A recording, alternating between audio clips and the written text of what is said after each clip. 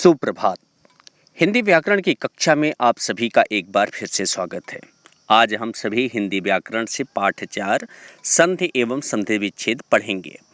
बच्चों, संधि और संधि विच्छेद पढ़ने से पहले हम आपको पाठ 3 वर्ण विचार से परिचित कराना चाहेंगे। वर्ण विचार के अंतर्गत आपने ये जान लिया कि हम स्वर और व्यंजन को किस प्रकार से एक दूसरे से अलग कर सकते हैं। आपने वहाँ पर देखा कि वर्णमाला के अंतर्गत जितने भी व्यंजन वर्ण आते हैं उन सभी में अ जुड़ा होता है, अर्थात अ प्रत्येक व्यंजन वर्ण में समाहित रहता है। आइए हम सभी संधि के विषय में जानते हैं। संधि का शाब्दिक अर्थ होता है मेल। कई बार कुछ शब्दों में दो ध्वनियों का उच्चारण परस्पर मिलकर एक हो जाता है। उदाहरण के लिए तथा एव शब्दों का मेल होने पर तथा शब्द का अंतिम ध्वनि अ, आप यहाँ देख सकते हैं कि तथा जब था का वर्ण विच्छेद करेंगे तो थ हलंत धन बड़ा अ। अब इसमें जो ध्वनि अंतिम ध्वनि है वह है बड़ा आ। दूसरे शब्द का आदि वर्ण एव शब्द का पहला वर्ण ए। अब दोनों वर्ण मिलकर अय हो जाते हैं, शब्द बनता है तथैव। आइए और स्पष्ट रूप से जानते हैं। अगर आपसे कोई पूछता है कि संधि किसे कहते हैं तो आप बताइएगा कि दो समीपवर्ती वर्णों के मेल से जो विकार होता है उसे संधि कहते हैं। और संधि प्रक्रिया में पहले शब्द के अंतिम वर्ण तथा दूसरे शब्द के आदि वर्ण का मेल होता है। आदि वर्ण का मेल, इसका तात्पर्य है कि दूसरे शब्द के पहले वर्ण का मेल होता है। आइए उदाहरण से हम लोग जानते हैं।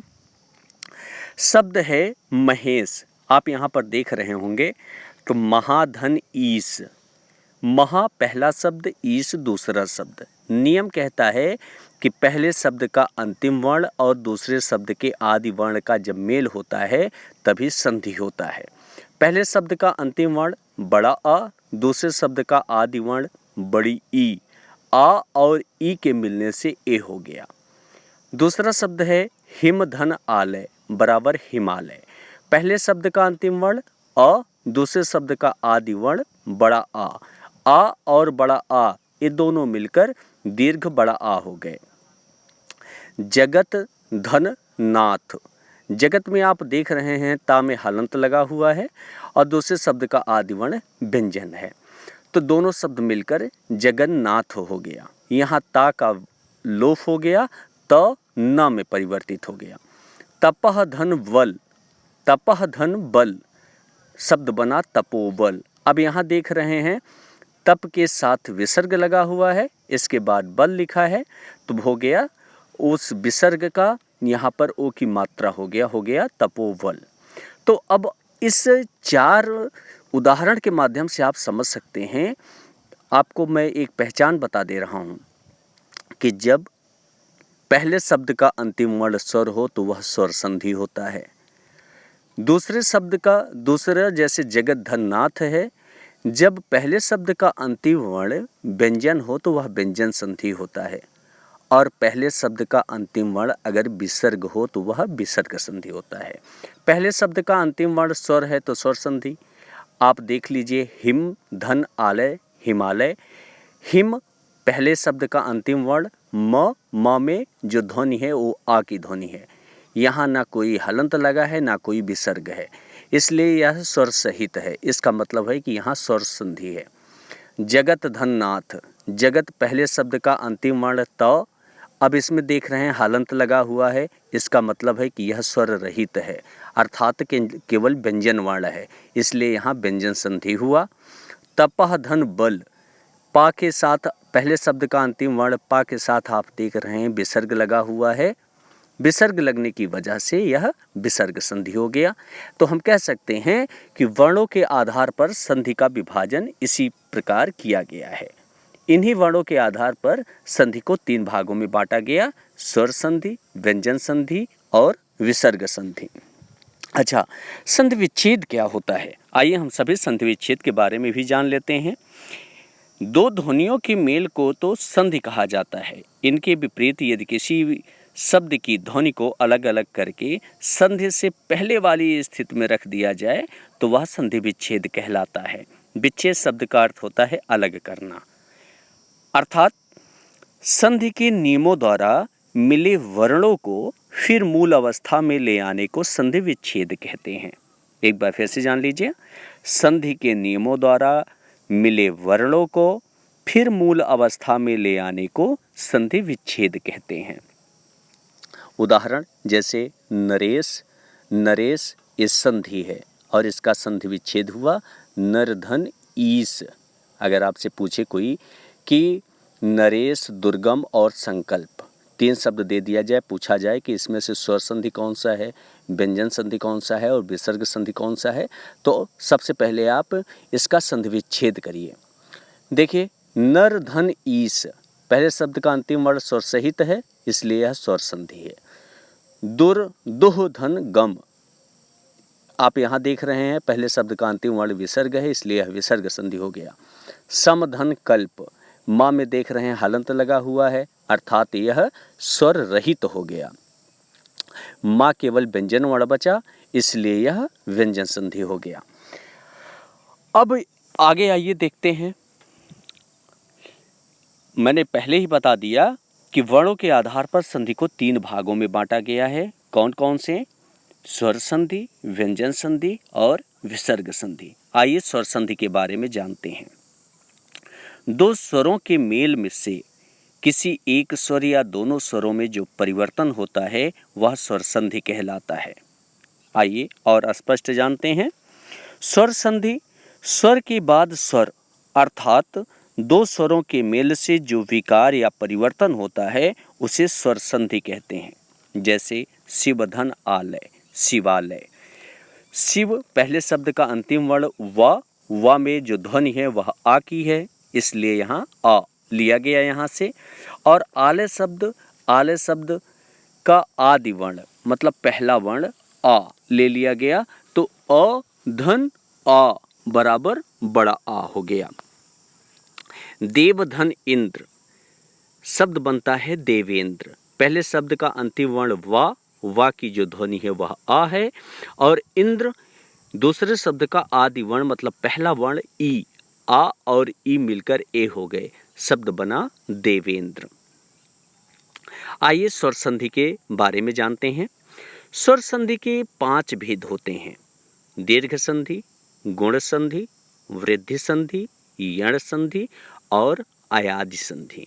दीर्घ संधि जब स्वर या जब ह्रस्व या दीर्घ आ ई ऊ स्वरों के बाद क्रमशः ह्रस्व या दीर्घ आ ई ऊ स्वर आते हैं तो परस्पर मिलकर दीर्घ स्वर बड़ा आ, बड़ी ई, बड़ा ऊ में बदल जाते हैं। इस तरह की संधि को दीर्घ संधि कहते हैं। एक बार फिर से जान लीजिए। दीर्घ संधि ह्रस्व या दीर्घ आ ई ऊ के पश्चात क्रमशः ह्रस्व या दीर्घ आ ई ऊ स्वर आए तो दोनों को मिलाकर दीर्घ बड़ा आ, बड़ी ई, बड़ा ऊ हो जाते हैं। दीर्घ संधि में और क्या होता है, आप मान लीजिए अगर संधि कहीं पर कोई शब्द दिया हुआ है तो आप शब्द से संधि कैसे पहचानेंगे, पहले आप इसको जान लीजिए, इसके बाद मैं आगे आपको इस संधि के भेद के बारे में बताता हूँ। दीर्घ संधि शब्द के दूसरे या तीसरे वर्ण में बड़ा आ, बड़ी ई, बड़ा ऊ के मात्रा आपको दिखाई देंगे। गुण संधि में ए, ओ की मात्राएं दिखाई देंगी। वृद्धि संधि में दूसरे या तीसरे वर्ण में ऐ, औ की मात्रा दिखाई देगी। यण संधि में य, र, ल, व वर्ण दिखाई देंगे। अयादि संधि में अय, आय, अव, आव की ये सभी दिखाई देंगे। दीर्घ संधि के बारे में आइए एक बार फिर से देख लेते हैं। दीर्घ संधि कहता है कि ह्रस्व या दीर्घ आ ई ऊ के पश्चात क्रमशः ह्रस्व या दीर्घ आ ई ऊ स्वर आए तो दोनों मिलकर दीर्घ बड़ा आ, बड़ी ई, बड़ा ऊ हो जाते हैं। जैसे चर धन अचर बराबर चराचर।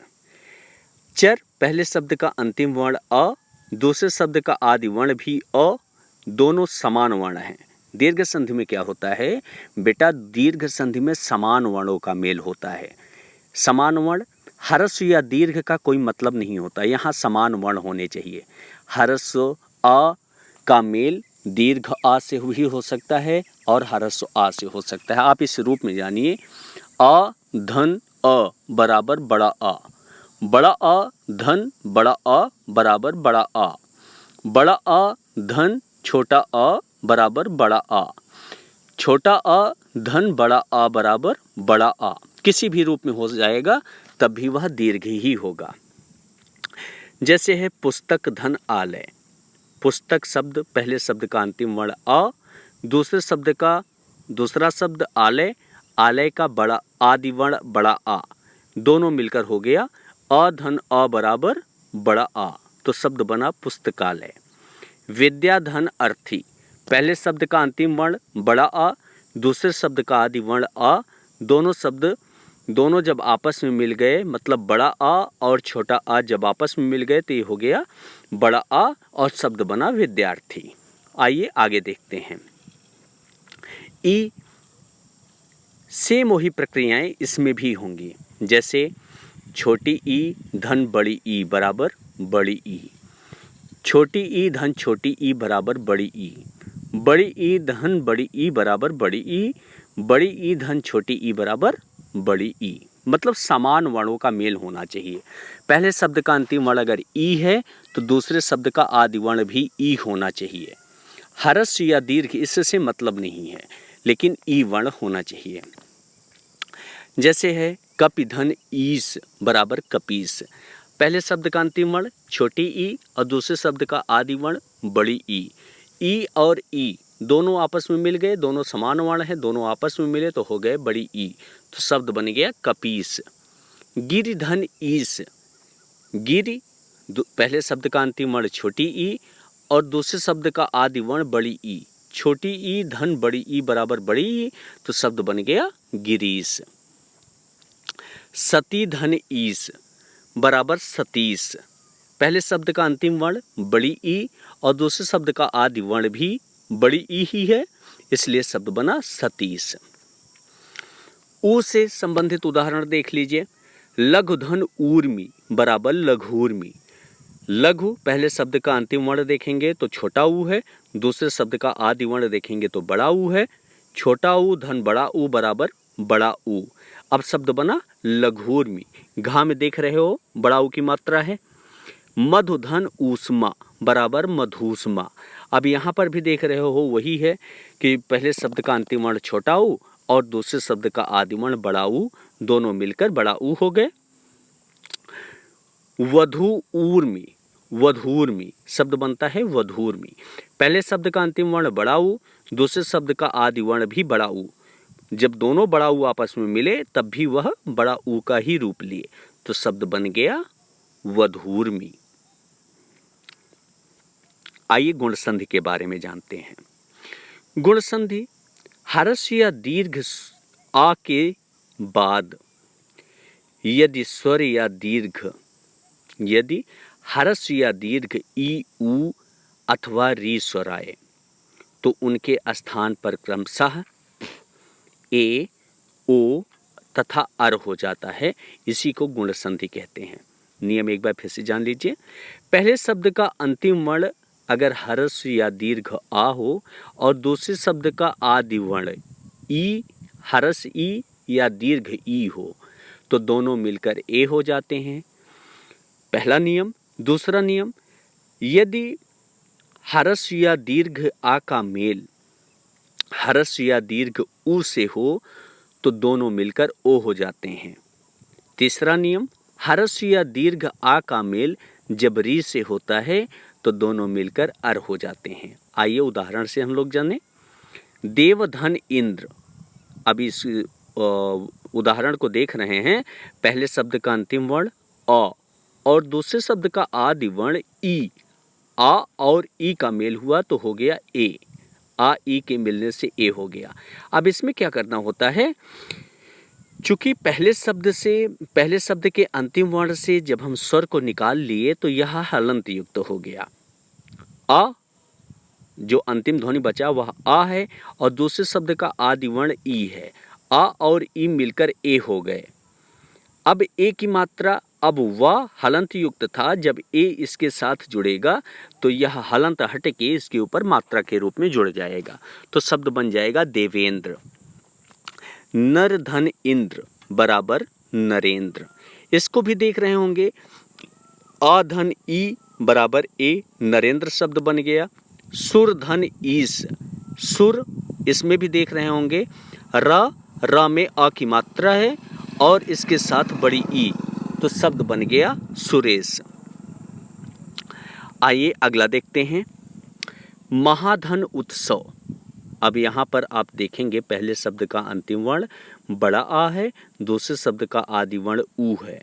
आ और ऊ के मेल से ओ हो गया, तो शब्द बना महोत्सव। महाधन उदय बराबर महोदय। पहले शब्द का अंतिम वर्ण बड़ा आ, दूसरे शब्द का आदि वर्ण ऊ, आ और ऊ मिलकर ओ हो गए, तो शब्द बन गया महोदय। सप्त ऋषि। अब सप्त में देखेंगे तो पहले शब्द का अंतिम वर्ण आ और दूसरे शब्द का आदि वर्ण री, आ और री मिलकर क्या बनता है, अर, तो यहाँ शब्द बन गया सप्तर्षि। देवर्षि, राजर्षि, महर्षि, ये सभी इसी के उदाहरण हैं। आइए हम सभी वृद्ध संधि के बारे में जानते हैं। जब ह्रस्व या दीर्घ आ के बाद ए या ऐ स्वर आए तो दोनों मिलकर ऐ हो जाते हैं, तथा जब आ या आ के बाद या आ के का मेल ओ या औ से हो तो दोनों मिलकर औ हो जाते हैं।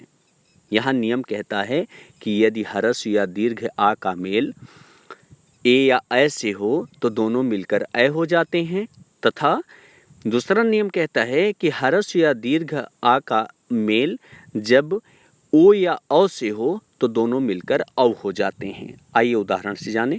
जैसे शब्द है एक धन एक बराबर एक एक। एक पहले शब्द का अंतिम वर्ण अ, दूसरे शब्द का आदि वर्ण ए। देख रहे हैं ना, पहले शब्द का अंतिम ध्वनि है अ और दूसरे शब्द का आदि वर्ण ए, दो स्वर मिले अ और ए तो हो गए आए। अब जो व्यंजन है, पहले शब्द का अंतिम वर्ण ही व्यंजन है, यही हलंत युक्त हुआ था, अब इसी पे आय की मात्रा लग जाएगा तो शब्द बनेगा एक एक। हित धन ऐसी बराबर हितैषी। मत धन ऐक्य बराबर मतैक्य। सदा धन एव बराबर सदैव। अब इसमें देखेंगे पहले शब्द का अंतिम वर्ण बड़ा आ, दूसरे शब्द का आदि वर्ण ए, आ ए दोनों मिलकर शब्द बना ऐ। अगला है महाधन ऐश्वर्य, शब्द बना महेश्वर्य। पहले शब्द का अंतिम वर्ण बड़ा आ, दूसरे शब्द का आदि वर्ण ऐ, तो दोनों हो गया महेश्वर्य। आइए आगे देखते हैं। जल धन औषधि बराबर जल औषधि। पहले शब्द का अंतिम वर्ण अ, दूसरे शब्द का आदि वर्ण ओ, आ और ओ के मिलने से अ हो गया तो शब्द बना जल औषधि। परम धन औदार्य, शब्द बना परमौदार्य। पहले शब्द का अंतिम वर्ण अ, दूसरे शब्द का आदि वर्ण औ, दोनों मिलकर औ हो गए तो शब्द बना परमौदार्य। महाधन औषध, शब्द बना महौषध।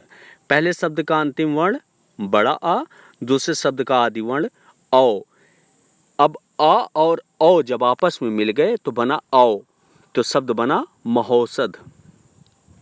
आइए यण संधि के बारे में जानते हैं। अभी तक पहले शब्द का अंतिम वर्ण ह्रस्व या दीर्घ आ था, अब यहाँ थोड़ा सा अलग हो गया। अब यहाँ नियम कहता है कि जब ह्रस्व या दीर्घ ई के बाद इन दोनों से भिन्न भी स्वर हो, अर्थात ई पहले शब्द का अंतिम वर्ण ई या ई हो, मतलब छोटी या बड़ी ई हो, उसके बाद कोई भिन्न स्वर हो, अगर ई के साथ ई आएगा तो वह समान स्वर हो जाएगा, लेकिन ई के साथ अगर ऊ आए या आ आए तो वह भिन्न स्वर होगा। तो उसी के बारे में कहते हैं कि अगर ह्रस्व या दीर्घ ई के बाद का मेल किसी भिन्न स्वर से हो तो ई का या, ऊ का वा और री का रा हो जाता है। आइए देखें कैसे। शब्द उदाहरण दिया है, जैसे यदि धन अपि। यदि पहले शब्द का अंतिम वर्ण ई, दूसरे शब्द का आदि वर्ण आ, ई का मेल आ से हुआ तो ई और आ मिलकर या हो गए।